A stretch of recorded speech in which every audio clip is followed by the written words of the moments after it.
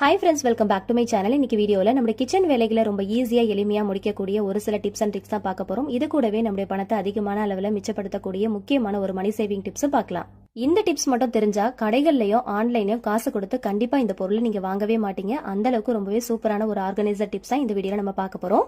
இந்த டிப்ஸ் மட்டும் தெரிஞ்சா ஒரு ஸ்வீட் பாக்ஸை கூட நீங்க தூக்கி போட மாட்டீங்க. அது என்னன்றத வீடியோல பார்க்கலாம். பார்க்கறதுக்கு முன்னாடி நம்ம சேனலை சப்ஸ்கிரைப் பண்ணாதவங்க மறக்காம சப்ஸ்கிரைப் பண்ணி கூடவே இருக்கிற பெல் பட்டனையும் கிளிக் பண்ணிக்கோங்க. அப்பதான் நம்ம சேனல்ல இந்த மாதிரியான யூஸ்ஃபுல்லான வீடியோஸ் அப்லோட் ஆகும்போது உங்களுக்கு நோட்டிபிகேஷன் வரும். நீங்க மிஸ் பண்ணாம பார்க்கலாம். ஃபர்ஸ்ட் டிப் என்னன்னு பார்க்கலாம். தேங்காய் உடைச்சதுக்கு அப்புறமா இந்த டிப்ஸை ஃபாலோ பண்ணிக்கோங்க. தேங்காயை ஃப்ரிட்ஜில் வைக்கிறதுக்கு முன்னாடி லைட்டாக லெமன் ஜூஸை எல்லா இடத்துலையுமே அப்ளை பண்ணிட்டு நம்ம ஸ்டோர் பண்ணோம் அப்படின்னா சுற்றியும் பார்த்தீங்கன்னா கருப்பாகாது.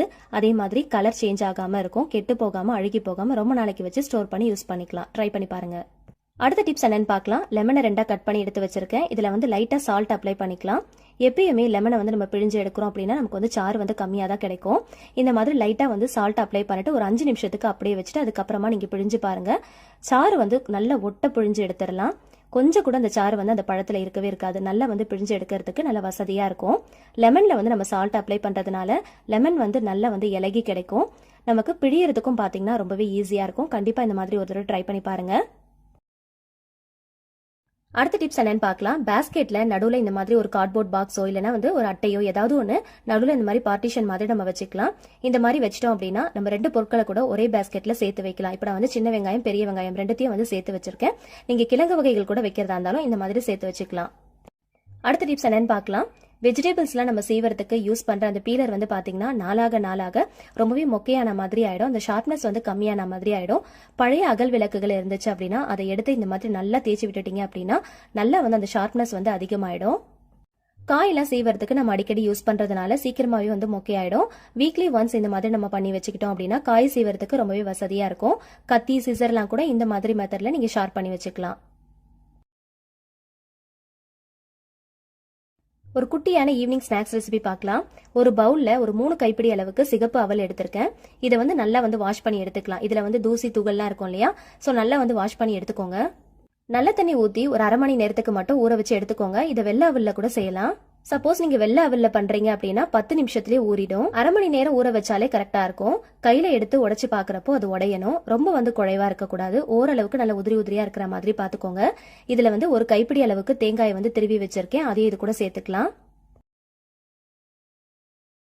இப்போ இதுல தேவையான அளவுக்கு சுகர் ஆட் பண்ணிக்கலாம். சுகருக்கு பதிலாக நீங்க வெல்லம், நாட்டு சக்கரை, கருப்பட்டி எது வேணாலும் நீங்க சேர்த்துக்கலாம். உங்களோட விருப்பம் தான். உங்களோட டேஸ்ட்டுக்கு ஏத்த போல பார்த்து சேர்த்துக்கோங்க. இது கூடவே ஒரு 1/4 டீஸ்பூன் அளவுக்கு மட்டும் கீ ஆட் பண்ணிக்கலாம். ஒரு ஏலக்காயை தட்டி வச்சிருக்கேன். அதையும் இது கூட சேர்த்துட்டு நல்லா மிக்ஸ் பண்ணி விட்டுக்கோங்க. ஸ்கூல் விட்டு வர குழந்தைங்களுக்கு ஈவினிங் ஸ்நாக்ஸுக்கு இந்த மாதிரி செஞ்சு கொடுங்க. ரொம்பவே விரும்பி சாப்பிடுவாங்க. நல்லா மிக்ஸ் பண்ணிக்கோங்க. இது கூடவே நீங்க ட்ரை ஃப்ரூட்ஸ் ஏதாவது கூட நீங்க ஆட் பண்ணிக்கலாம். நான் டேட்ஸ் குட்டி குட்டியா கட் பண்ணிட்டு சேர்த்துக்கிறேன். இது கூட நீங்க ட்ரை ஃப்ரூட்ஸ் அப்படி இல்லைன்னா பாதாம், பிஸ்தா, முந்திரி எது வேணாலும் நீங்க சேர்த்துக்கலாம். உங்களோட விருப்பம் தான். எல்லாத்தையும் சேர்த்துட்டு நல்லா ஒரு தடவை மிக்ஸ் பண்ணிக்கோங்க. நீங்க விருப்பப்பட்டா இது கூட மில்க் அப்படி இல்லைன்னா கண்டென்ஸ்டு மில்க் ஏதாவது ஒன்று ஆட் பண்ணி கூட நீங்க சர்வ் பண்ணிக்கலாம். டேஸ்ட் இன்னும் சூப்பரா இருக்கும். நான் இது மட்டும் தான் ஆட் பண்ணிருக்கேன். ஜஸ்ட் ஒரு 1/2 அன் ஹவருக்கு மட்டும் ஃப்ரிட்ஜ்ல ஸ்டோர் பண்ணி வச்சுட்டு அதுக்கப்புறம் சர்வ் பண்ணி பாருங்க. சில்லுன்னு சர்வ் பண்ணும்போது டேஸ்ட் ரொம்ப சூப்பரா இருக்கும். அடுத்ததான் ரொம்பவே யூஸ்ஃபுல்லா இருக்கக்கூடிய ஒரு மணி சேவிங் டிப்ஸ் தான் பார்க்க போறோம். எல்லார் வீட்லயுமே கண்டிப்பா ஸ்வீட் பாக்ஸ்லாம் இருக்கும். மோஸ்ட்லி அதை நம்ம யூஸ் பண்ண மாட்டோம். வேணான்னு சொல்லி தூக்கி போட்டுருவோம். இந்த டிப்ஸ் தெரிஞ்சா இனிமேல் நீங்க தூக்கி போடவே மாட்டீங்க. ஃபர்ஸ்ட் பாட்டம் சைட்ல 1 இன்ச் ஹைட்டுக்கு கேப் விட்டுக்கோங்க. அதுக்கப்புறமா ஸ்கேல் யூஸ் பண்ணி 2 இன்ச் கேப்ல நீங்க மார்க் பண்ணி எடுத்துக்கோங்க. அதாவது 2, 4, 6, 8, 10, 12 இந்த மாதிரி நீங்க மார்க் பண்ணி எடுத்துக்கோங்க. ஜஸ்ட் மார்க்கரோ இல்ல பென்னோ வச்சு நீங்க மார்க் பண்ணி எடுத்துக்கோங்க. 2 சைடுமே நம்ம மார்க் பண்ணணும். இந்த சைடுமே நம்ம மார்க் பண்ணணும். அதே மாதிரி இதுக்கு ஆப்போசிட் சைட்லயுமே நம்ம மார்க் பண்ணி எடுத்துக்கலாம். ஈவனா ஒரே மாதிரி இருக்கிற மாதிரி பார்த்து மார்க் பண்ணி எடுத்துக்கோங்க. இப்போ மார்க் பண்ண இடத்துல நம்ம ஹோல்ஸ் போட்டு எடுத்துக்கலாம். 2 சைடுமே மார்க் பண்ணிட்டு ஹோல்ஸ் போட்டு எடுத்திருக்கேன். ரொம்ப சின்னதாவும் போடக்கூடாது, ரொம்ப பெருசாவும் போடக்கூடாது. மீடியம் சைஸ்ல ஹோல்ஸ் போட்டு எடுத்துக்கோங்க. 2 சைடு போட்டிருக்கிற ஹோல்ஸுமே நேருக்கு நேரா இருக்கிற மாதிரி பாத்துக்கோங்க. கொஞ்சம் முன்ன பின்ன இருந்தா பரவாயில்ல. இப்போ தென்னந்தொடப்பத்துடைய குச்சியை தான் எடுத்திருக்கேன். எத்தனை ஹோல்ஸ் போட்டிருக்கோமோ அத்தனை ஹோல்ஸுக்கு தேவையான குச்சியை நம்ம ரெடி பண்ணி எடுத்துக்கலாம். இந்த குச்சியை பாத்தீங்கன்னா நீங்க கட் பண்ணும்போது அந்த பாக்ஸ்ல வச்சு கரெக்டான அந்த சைஸ்க்கு ஏத்த மாதிரி கட் பண்ணி எடுத்துக்கோங்க. தென்னந்தொடப்பத்துடைய குச்சி பாத்தீங்கன்னா கையில குத்தும். ஸோ அதனால நல்லா கத்தியை வச்சு சீவிட்டு நல்லா வாஷ் பண்ணிட்டு சுத்தமா தொடச்சி எடுத்துக்கோங்க. இப்போ நம்ம போட்டு வச்சிருக்கிற அந்த ஹோல்ஸ்ல 2 பக்கமும் நேருக்கு நேரா இருக்கிற மாதிரி இந்த குச்சியை உள்ள விட்டு நல்லா சொருகி விட்டுக்கலாம். அதே போல தென்னந்தொடப்பத்துல மேல் பகுதியில் இருக்கிற குச்சியா பார்த்து கட் பண்ணி எடுத்துக்கோங்க. அது வந்து கொஞ்சம் திக்னஸ் வந்து அதிகமா இருக்கும். அடியில வந்து பாத்தீங்கன்னா ரொம்ப மெல்லிசா இருக்கிற மாதிரி இருக்கும். சோ அதனால மேல இருக்கிற மாதிரி பார்த்து கட் பண்ணி எடுத்துக்கோங்க. இந்த ஹோல்ஸ்ல கரெக்டா ஃபிட்டா இருக்கிற மாதிரி பார்த்து குச்சியை வந்து செலக்ட் பண்ணி எடுத்துக்கோங்க.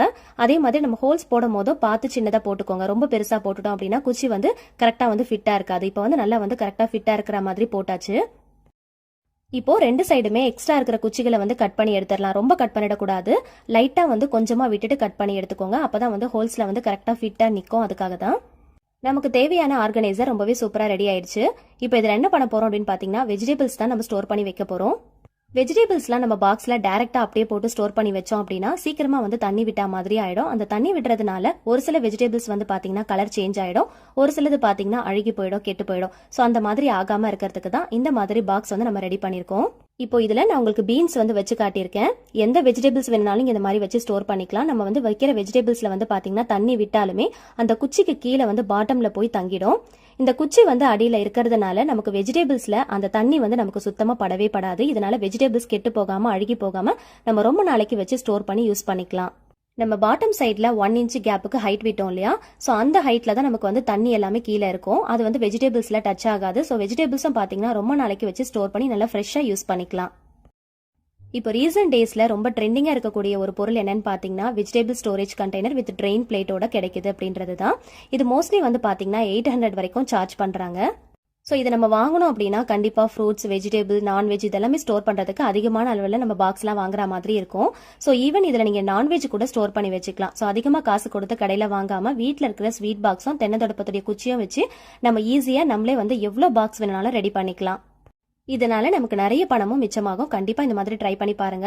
வெயிட்லெஸ்ஸா இருக்கிற வெஜிடபிள்ஸ் மட்டும் இல்லைங்க, வெயிட்டா இருக்கிற வெஜிடபிள்ஸ் கூட நீங்க வச்சு ஸ்டோர் பண்ணி எடுத்துக்கலாம். ஆனா நீங்க ஸ்டோர் பண்ண போற வெஜிடபிள்ஸ்க்கு ஏத்த மாதிரி ஹைட்டும் லென்த்தும் இருக்கிற மாதிரி மட்டும் பார்த்து எடுத்துக்கோங்க. அப்படி இல்லை அப்படின்னா வெஜிடபிள்ஸை கட் பண்ணி கூட நம்ம வச்சு யூஸ் பண்ணிக்கலாம். ரொம்பவே சூப்பரா இருக்கும். கண்டிப்பா ட்ரை பண்ணி பாருங்க. ஸோ இந்த குச்சி வைக்கிறதுனால நம்ம யூஸ் பண்ற வெஜிடபிள்ஸ்ல இருக்கக்கூடிய அந்த தண்ணி எல்லாம் பாத்தீங்கன்னா இதுவே நல்லா ட்ரைன் பண்ணி கொடுக்கும். ஸோ எதுவுமே வந்து கெட்டு போகாம ரொம்ப நாளைக்கு ஃப்ரெஷ்ஷா வச்சு யூஸ் பண்ணிக்கலாம். இதுல நீங்க வந்து புதினா, கொத்தமல்லி இந்த மாதிரி லெமன்லாம் கூட வச்சு ஸ்டோர் பண்ணி யூஸ் பண்ணிக்கலாம். கண்டிப்பா ட்ரை பண்ணி பாருங்க. ரொம்பவே சூப்பரா ஒர்க் அவுட் ஆகும். அடுத்த டிப்ஸ் என்னன்னு பார்க்கலாம். வீட்டில் நம்ம யூஸ் பண்ணாத டீ கப் இந்த மாதிரி நல்ல பெரிய கப்பா இருந்துச்சுன்னா எடுத்துக்கோங்க. அதுல 2 ரப்பர் பேண்ட் எடுத்து இந்த மாதிரி ஜிக்ஸாக்கா போட்டுக்கோங்க.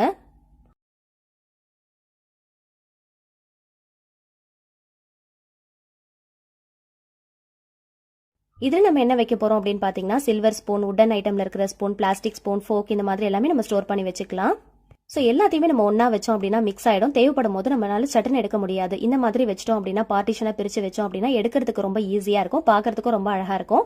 கப் அப்படிங்கிறதுனால எந்த இடத்துல வேணாலும் ஈஸியா நம்ம மூவ் பண்ணி வச்சுக்கலாம். ட்ரை பண்ணி பாருங்க. இந்த வீடியோல ஷேர் பண்ணிருக்கிற எல்லா டிப்ஸுமே உங்களுக்கு ஏதாவது ஒரு வகையில யூஸ்ஃபுல்லா இருக்கும்னு நினைக்கிறேன். முக்கியமா மணி சேவிங் டிப்ஸ் கண்டிப்பா ட்ரை பண்ணி பாருங்க. ரொம்பவே ஹெல்ப்ஃபுல்லா இருக்கும். மளிகை பொருட்கள்லாம் பாக்ஸ்ல போட்டு நம்ம ஸ்டோர் பண்ணி வைக்கிறோம் அப்படின்னா இந்த ஒரு சின்ன டிப்ஸை ஃபாலோ பண்ணிக்கோங்க. நம்ம எந்த மளிகை பொருட்களை பாக்ஸ்ல போடுறோமோ அந்த கவர்லயோ இல்ல பாக்ஸ்லயோ அதோட நேம் இருக்கும் இல்லையா, அதை வந்து கட் பண்ணி எடுத்துக்கோங்க. நம்ம இல்லாத டைம்ல நம்ம கிச்சனை யூஸ் பண்ணி வேற யாராவது சமைக்கிறாங்க அப்படின்னா எந்த பொருள் எங்க இருக்குன்னு தெரியாது இல்லையா? ஸோ அதை ஐடென்டிஃபை பண்றதுக்கு இந்த டிப்ஸ் ரொம்பவே ஹெல்ப்ஃபுல்லா இருக்கும். நேமை கட் பண்ணிட்டு பாக்ஸில் வச்சுட்டு அதுக்கப்புறமா செலஃபன் டேப்பை கட் பண்ணி ஒட்டுறதை விட ஃபர்ஸ்ட் செலஃபன் டேப்பை கட் பண்ணிட்டு அதோடைய சென்டரில் அந்த நேமை வந்து ஸ்டிக் பண்ணிக்கோங்க. அதுக்கப்புறமா எடுத்துகிட்டு போய் பாக்ஸில் ஸ்டிக் பண்ணீங்க அப்படின்னா ரொம்ப ஈஸியாக இருக்கும். ஸோ நம்ம கிச்சனை நம்ம யூஸ் பண்ணும் போது எந்த பொருள் எங்கே இருக்குன்னு தெரியும். நம்ம இல்லாத டைமில் வேறு யாராவது சமைக்கிறாங்க அப்படின்னா ஒரு சில பொருள் ஒரே மாதிரி இருக்கும். ஸோ ஐடென்டிஃபை பண்ணுறதுக்கு கஷ்டமாக இருக்கும் இல்லையா? ஸோ இந்த மாதிரி ஸ்டிக் பண்ணி வச்சிட்டோம் அப்படின்னா அவங்களுக்கு ஐடென்டிஃபை பண்ணுறதுக்கு ரொம்ப ஈஸியாக இருக்கும். ட்ரை பண்ணி பாருங்கள். அடுத்த டிப் என்னன்னு பார்க்கலாம். செலஃபன் டேப்பை யூஸ் பண்ணி முடிச்சதுக்கு அப்புறமா அப்படியே ஸ்டிக் பண்ணிட்டோம் அப்படின்னா அதோட ஸ்டார்டிங் பாயிண்ட்டை கண்டுபிடிக்கிறது கஷ்டமா இருக்கும். ஸோ அந்த சமயத்தில் இந்த ஒரு சின்ன டிப்பை ஃபாலோ பண்ணிக்கோங்க. பாக்ஸில் இருக்கிற அட்டையை கொஞ்சம் இந்த மாதிரி மெல்லிஸா நீளமாக கட் பண்ணிட்டு அந்த சைடில் ஒட்டி விட்டுட்டோம் அப்படின்னா கொஞ்சம் மேலால் விட்டுட்டு நீங்கள் ஒட்டி விட்டுட்டீங்க அப்படின்னா எடுக்கிறதுக்கு ரொம்ப ஈஸியாக இருக்கும். ஸ்டார்டிங் பாயிண்ட்டை ஐடென்டிஃபை பண்ணிடலாம். அடுத்த டிப் என்னன்னு பார்க்கலாம். இதுக்காக ஒரு பவுல் எடுத்திருக்கேன். இதில் லாஸ்ட்டாக நம்ம யூஸ் பண்ணி முடிச்சதுக்கப்புறமா தோசை மாவு இருக்கும் இல்லையா, அதில் கொஞ்சமாக தண்ணி ஊற்றி நல்லா மிக்ஸ் பண்ணிட்டு சேர்த்துக்கோங்க. 2 டீஸ்பூன் அளவுக்கு புளிச்ச தயிர் எடுத்துக்கோங்க. இது கூட சேர்த்து நல்லா மிக்ஸ் பண்ணிக்கோங்க. இது கூடவே பாத்திரம் கழுவுற லிக்விட் ஒரு 4லேருந்து 5 ட்ராப் அளவுக்கு சேர்த்துட்டு நல்லா கலந்து விட்டுக்கோங்க. இப்போ ஒரு சின்ன பவுலில் கொலுசை போட்டுடலாம். இப்போ நம்ம ரெடி பண்ணி வச்சிருக்கிற இந்த லிக்விடை இதில் ஊற்றி நல்லா டிப் பண்ணி வச்சிடலாம். ஒரு 20 நிமிஷத்துக்கு அப்படியே விட்டுருங்க.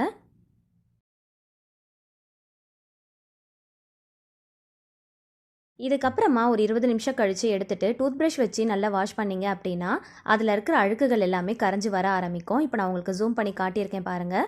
நம்ம தேய்க்கும் போது அதில் இருக்கிற அந்த கருமை நிறம் எல்லாமே கரைஞ்சி வர ஆரம்பிக்கும். பழைய வெள்ளி நகைகள்லாம் வச்சுருக்கீங்க அப்படின்னா ரொம்ப கருத்து போயிடுச்சுன்னா இந்த டிப்பை ஃபாலோ பண்ணி நீங்கள் வாஷ் பண்ணி வச்சிங்க அப்படின்னா நல்லா புதுசு போல் நல்லா பளிச்சுன்னு நல்லா பளபளன்னு இருக்கும். ஆல்ரெடி இதுக்காக நிறைய டிப்ஸ் நிறைய வீடியோவில் நான் ஷேர் பண்ணியிருக்கேன். இருந்தாலும் இந்த டிப்பையும் நீங்கள் ட்ரை பண்ணி பாருங்கள். இப்போ நல்லா வந்து தேய்ச்சதுக்கப்புறமா தண்ணியில் வந்து லைட்டாக வந்து வாஷ் பண்ணி எடுத்தாலே போதும், நல்லா பளிச்சுன்னு இருக்கும். ஸோ வீட்டில் இருக்கிற பழைய வெள்ளி பொருட்களை புதுசாக மாற்றுறதுக்கு கொஞ்சமாக புளிச்ச தயிரும் பழைய மாவும் இருந்துச்சுன்னா போதும். கடைசியாக நம்ம தோசைலாம் சுட்டதுக்கப்புறமா அந்த மாவு வச்சுருப்போம் இல்லையா, அதை யூஸ் பண்ணி கொஞ்சமாக தயிர் யூஸ் பண்ணி இந்த மாதிரி வாஷ் பண்ணி வச்சுக்கோங்க.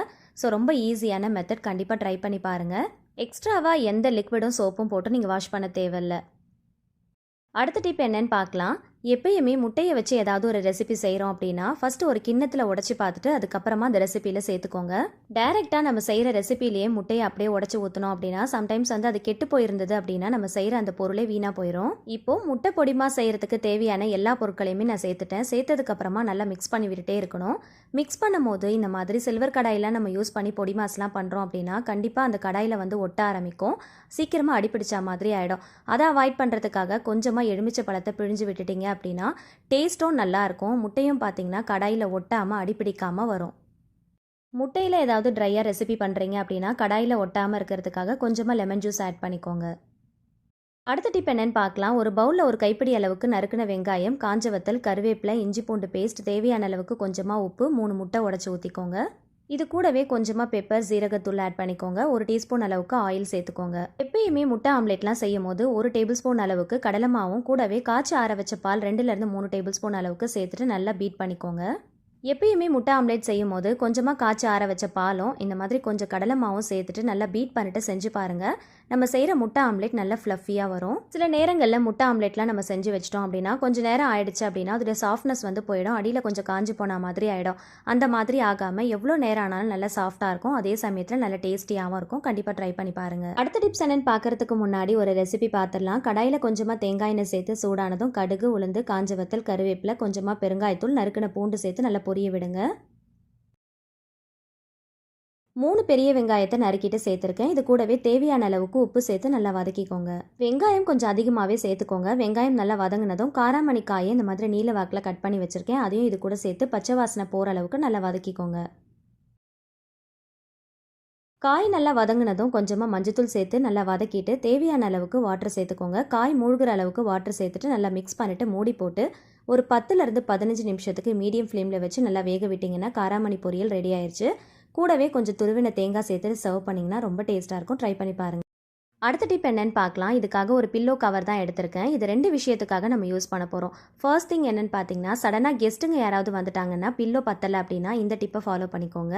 கண்டிப்பாக நம்மக்கிட்ட பெட்ஷீட்ஸ், பழைய காட்டன் சாரீஸ், ரேஷன் கடையில் கொடுக்குற சாரீஸ்லாம் வச்சுருப்போம் இல்லையா, ஸோ அதெல்லாமே எடுத்து இந்த மாதிரி மடிச்சுட்டு பில்லோக்குள்ளே போட்டுட்டு நம்ம பில்லோ மாதிரி ரெடி பண்ணி அந்த டைமுக்கு நம்ம எமர்ஜென்சி டைமில் யூஸ் பண்ணிக்கலாம். அதே போல் இதை இன்னொரு விஷயத்துக்காகவும் யூஸ் பண்ணிக்கலாம். நம்ம வீட்டில் யூஸ் பண்ணுற பெட்ஷீட்ஸ் எல்லாமே நம்ம மடித்து வச்சோம் அப்படின்னா வீட்டில் குட்டி பசங்க இருக்காங்க அப்படின்னா களைச்சி போட்டுருவாங்க. ஸோ அங்கே இங்கேன்னு கிடக்கும். ஸோ ஒரே இடத்துல ஆர்கனைஸ் பண்ணுறதுக்கு இந்த மாதிரி பழைய பில்லோ கவர்ஸ் இருந்தால் கூட மொத்தமாக எல்லா பெட்ஷீட்ஸையும் மடித்து ஒரே இடத்துல வச்சு நம்ம ஆர்கனைஸ் பண்ணிக்கலாம். எக்ஸ்ட்ரா பில்லோ கவர்ஸ்லாம் இருந்துச்சு அப்படின்னா பெட்ஷீட் எல்லாம் மடித்து ஒரே இடத்துல வைக்கிறதுக்கு யூஸ் பண்ணிக்கோங்க. அடுத்த டிப் என்னன்னு பார்க்கலாம். இதுக்காக ஒரு பழைய பெல்ட் தான் எடுத்திருக்கேன். இதுக்கு நடுவில் ஒரு கம்பி இருக்கும் இல்லையா, அது உடஞ்சி போயிடுச்சு. இதுக்கப்புறம் இந்த பெல்ட்டை யூஸ் பண்ண முடியாது. இந்த மாதிரி பெல்ட்டாக பார்த்து எடுத்துக்கோங்க. இந்த மாதிரி உடஞ்சி போன யூஸ் இல்லாத பெல்ட்டை நம்ம அப்படியே போட்டு வச்சுருவோம் இல்லையா, அந்த மாதிரி போட்டு வைக்காமல் இந்த விஷயத்துக்காக யூஸ் பண்ணிக்கோங்க. பெல்ட்டை இந்த மாதிரி ஃபுல்லாக விரித்து போட்டுட்டு சென்டரில் நம்ம யூஸ் பண்ணுற பெட்ஷீட்ஸ் எல்லாத்தையுமே மடித்து இந்த மாதிரி வச்சுக்கோங்க. வச்சுட்டு இந்த பெல்ட்டால் நல்லா டைட் பண்ணி விட்டுருங்க. டெய்லியுமே பெட்ஷீட்லாம் நம்ம யூஸ் பண்ணிட்டு மடித்து வைப்போம். குழந்தைங்க இருந்தாங்க அப்படின்னா களைச்சி போட்டுருவாங்க, நமக்கு வேலையும் ரொம்ப அதிகமாகிடும். கை தவறி கீழே விழுந்தால் கூட பெட்ஷீட் எல்லாம் களைஞ்சி போயிடும். ஸோ இந்த மாதிரி எல்லா பெட்ஷீட்டையும் மொத்தமாக மடித்து யூஸ் ஆகாத வேஸ்ட் பெல்ட்டில் நம்ம மடித்து வச்சிட்டோம் அப்படின்னா, இந்த மாதிரி டைட் பண்ணி வச்சிட்டோம் அப்படின்னா குழந்தைங்க வந்து கீழே போட்டாலும் அது களைஞ்சி போகாது. அங்கே இங்கேன்னு இல்லாமல் ஒரே இடத்துல அழகாக ஆர்கனைஸ் பண்ணி வச்சுக்கலாம். ஜஸ்ட் பெல்ட்டை வந்து இங்கே டைட் பண்ணாலே போதும், அது களைஞ்சி வரவே வராது. இருந்தாலும் உங்களுக்கு இன்னும் டைட்டாக இருக்கணும்னு நினச்சிங்கன்னா இந்த மாதிரி துணி காய வைக்கிற கிளிப்போ இல்லைனா சணல் கயிறோ போட்டு நீங்கள் டைட் பண்ணி வச்சுக்கலாம். தேவைப்படும் போது அதை ரிமூவ் பண்ணிவிட்டு நீங்கள் எடுத்துக்கலாம்.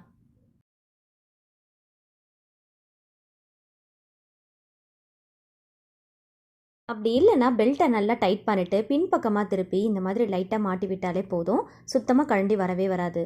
ஸோ யூஸ் பண்ணாத உடஞ்சி போன பழைய பெல்ட் இருந்துச்சுன்னா அதை தூக்கி போட்டுறாமல் எடுத்து வச்சுக்கோங்க. இந்த மாதிரி ஆர்கனைஸ் பண்ணுறதுக்கு நம்ம யூஸ் பண்ணிக்கலாம்.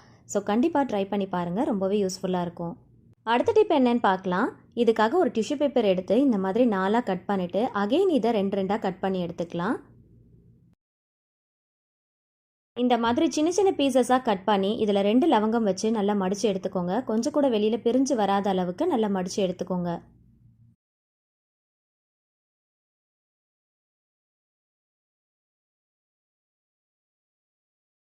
வாங்கி வைக்கிற ட்ரை ஃப்ரூட்ஸ் எல்லாம் சீக்கிரமாக பதத்து போன மாதிரி ஆகிடும். அதிகமான குவான்டிட்டியில் வாங்கி ஸ்டோர் பண்ணி வைக்கிறீங்க அப்படின்னா இதில் இந்த மாதிரி லவங்கத்தை மடித்து உள்ளே போட்டு வச்சுருங்க. சீக்கிரமாக பதத்து போகாமல் வாங்கும் போது எந்த அளவுக்கு கிறிஸ்பினஸ் இருக்கோ அதே மாதிரி. லவங்கத்தை டைரெக்டாக உள்ளே போட்டோம் அப்படின்னா அதோட ஸ்மெல் வரும். சில பேருக்கு அது பிடிக்கும், சில பேருக்கு அது பிடிக்காது. அதனால் இந்த மாதிரி டிஷ்யூ பேப்பரில் மடிச்சுட்டு உள்ளே போட்டு ஸ்டோர் பண்ணி வச்சுக்கோங்க.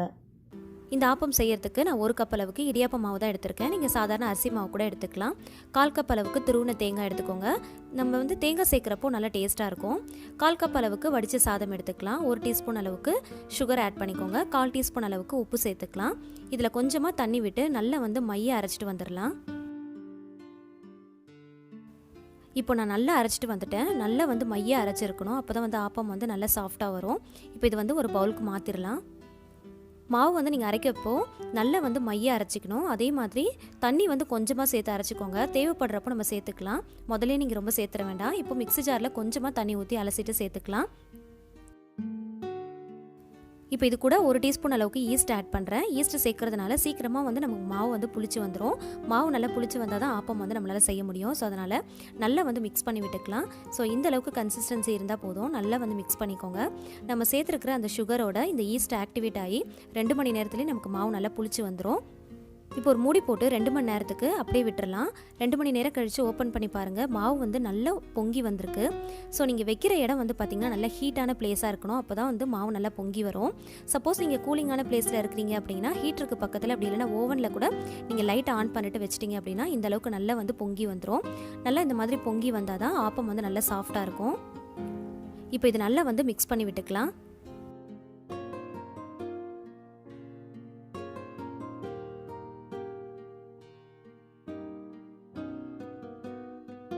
இப்போ இதில் அகைன் 1 டீஸ்பூன் அளவுக்கு நான் சுகர் ஆட் பண்ணியிருக்கேன். கொஞ்சமாக தண்ணி சேர்த்துக்கலாம். நம்ம சுகர் எதுக்கு ஆட் பண்ணுறோம் அப்படின்னா அப்போ தான் நம்ம சுடுறப்போ ஓரத்தில் நல்லா செவந்து வரும். அதுக்காக தான் நம்ம சுகர் ஆட் பண்ணுறோம். ஆல்ரெடி மாவு புளிக்க வைக்கிறதுக்கு முன்னாடி 1 டீஸ்பூன் ஆட் பண்ணோம் இல்லையா, இப்போ 1 டீஸ்பூன் ஆட் பண்ணிக்கோங்க. இந்த அளவுக்கு கன்சிஸ்டன்சியில் நல்லா கரைச்சி எடுத்துக்கோங்க. ரொம்ப தண்ணியாக இருக்கக்கூடாது. தோசை மாவை விட கொஞ்சம் தண்ணி பதத்துக்கு இருக்கணும். ஸோ கெட்டியாகவும் இருக்கக்கூடாது, தண்ணியாகவும் இருக்கக்கூடாது. இந்த கன்சிஸ்டன்சிக்கு கரைச்சி எடுத்துக்கோங்க. இப்போ ஆப்பக்கடாயை சூடுபடுத்தியிருக்கேன். இதில் நீங்கள் எண்ணெய்லாம் எதுவுமே தேய்க்கணும்னு அவசியமே கிடையாது. நல்லா சூடானதுக்கப்புறமா மாவை அள்ளி ஊற்றிட்டு நல்லா இந்த சுற்றி விடுறப்போ நல்லா அந்த புஷ்ஷுன்னு சவுண்டு வரணும். மாவு ஊற்றுனதுக்கப்புறமா இந்த மாதிரி நல்லா சுற்றி விடுங்க. அப்போ தான் ஓரத்துலலாம் நல்ல முருகலாக நல்லா செவந்து வரும். நடுவில் பார்த்திங்கன்னா நல்லா சாஃப்டாக இருக்கும். இப்போ ஓரத்தில் கொஞ்சமாக நம்ம ஆயில் அப்ளை பண்ணிவிட்டு மூடி போட்டு நம்ம வேக வச்சுக்கலாம். ஒரு 3 நிமிஷத்துக்கு அப்புறம் ஓப்பன் பண்ணி பார்த்தாலே தெரியும். நல்லா ஓரத்துலலாம் நல்லா செவந்து வந்திருக்கு பாருங்கள். நடுவில் நல்லா சாஃப்டாக இருக்குது. ரொம்ப சூப்பரான ஆப்பம் ரெடி ஆயிடுச்சு. நம்ம இதில் சுகர் ஆட் பண்ணதுனால ஓரத்துலலாம் பார்த்திங்கன்னா நல்லா செவந்து வந்திருக்கும். இதே மாதிரி நம்ம எல்லா ஆப்பத்தையுமே ஊற்றி எடுத்துக்கலாம். நீங்கள் ஊற்றுறப்பவே நல்லா புஷ்ஷுன்னு ஒரு சவுண்டு வரும். நல்லா சுற்றி விட்டுக்கோங்க. அப்போ தான் ஓரத்துலலாம் நல்லா செவந்து வரும். நடுவில் சாஃப்டாக இருக்கும். ஓரத்தில் மட்டும் லைட்டாக ஆயில் அப்ளை பண்ணிவிட்டு மூடி போட்டு ஒரு 3 நிமிஷத்துக்கு மட்டும் நீங்கள் வேக வச்சாலே போதும். ஆப்பம்லாம் சீக்கிரமாக வெந்து வந்துடும். ஆப்பம், இடியாப்பம் எல்லாமே சீக்கிரமாக வேகக்கூடிய பொருள் தான்.